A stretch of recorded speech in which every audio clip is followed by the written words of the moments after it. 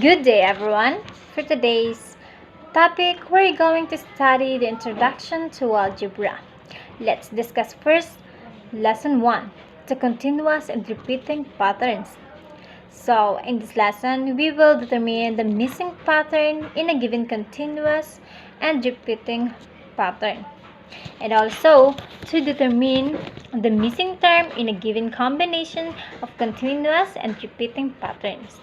Okay, so question. What comes to your mind when you hear the word pattern? Pattern, class? That's right. A pattern is formed when things such as colors, shapes, numbers, letters, etc. are repeated and it follows a rule. So, we have an example here. A, Z, A, Z, A, Z. So, what comes next? Okay, as you can see, the pattern uses letters A and Z. And as we observe, these are letters repeated alternately in the pattern. Thus, these are as one can conclude from this pattern. So the next term will be letter A. That's right. So letter A. So this is an example of repeated pattern. So we have example number 2. So 3, C, 6, F, 9, I, 12. The question is what's next after 12? As you can see, the pattern uses numbers and letters. Let's observe the given patterns. As you can see in the number, they add up 3 to get the next term. Now, example 3 plus 3, we get 6.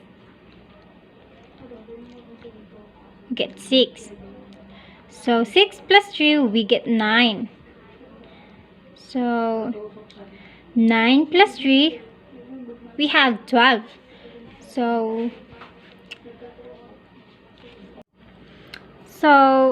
for the letters, we will add still 3 positions to find the next term or letter. So we have a C.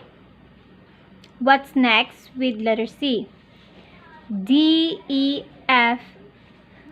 So we have F. That's 3.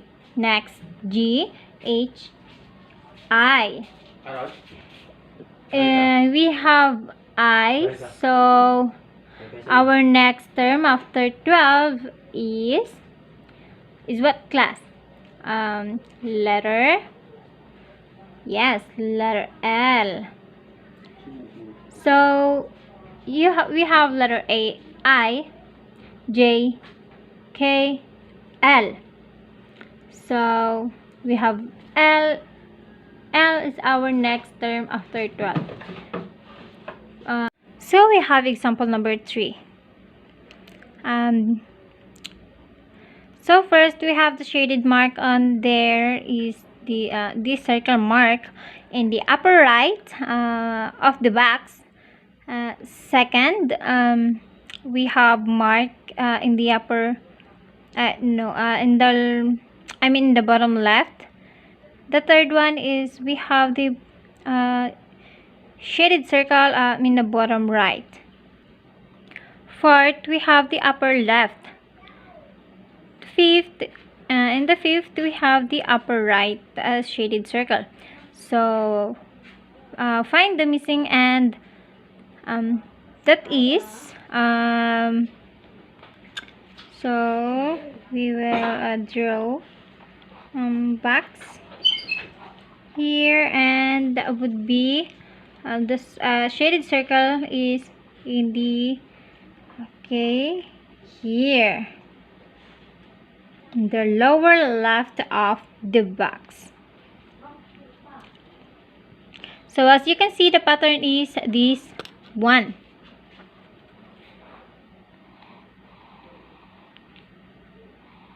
Okay, just like that. So next we have an example number 4. We have a sequence given 2, 9, 23, and 51. And what is the next of 51? We will first find the difference between each term by simply subtracting second to the first third, minus the second third, fourth minus third term. So we have here 9 minus 2 equals 7, 23 minus 9 equals 14, 51 minus 23 equals 28. So as you can see, the difference is multiply. We are going to multiply by 2 to get the next term. If we're going to multiply by 2, so 7 times 2 equals 14. 14 times 2 equals 28. To get the next term after 51, we will multiply by 28 by 2 and add it to the previous term, which is 51. 28 by 2, so it equals to 56. Plus 51, and it would be 107.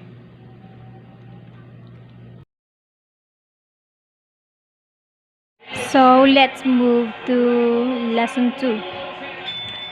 We have the number sentence. So when we say a number sentence, it is a statement that shows the relationships between two or more values. So we have here an example. Let's consider this table.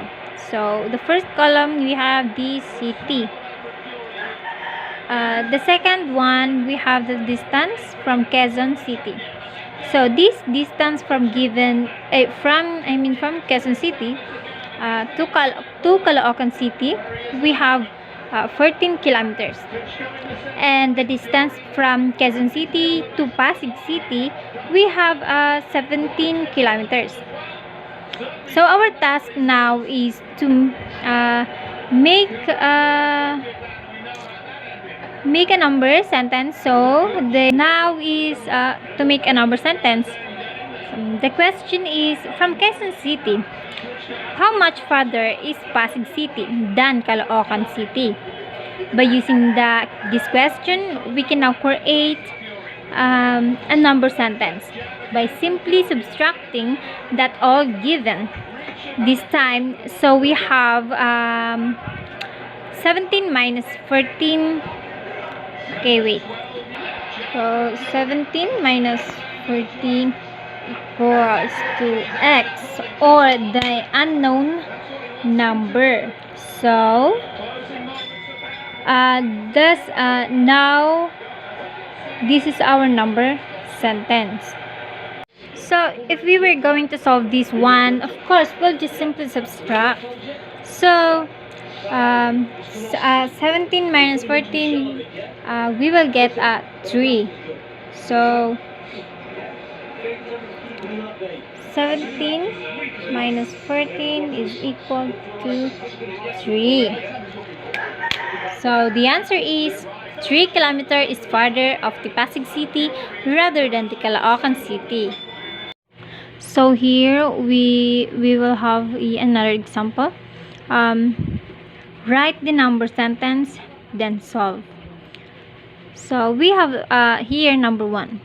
8 is the quotient of n divided by 6. So we have here 8 is the answer. write the quotient that is equal to and divided by 6. So this now our number sentence. So after this one, we will solve our and find the value of the unknown number, which is n.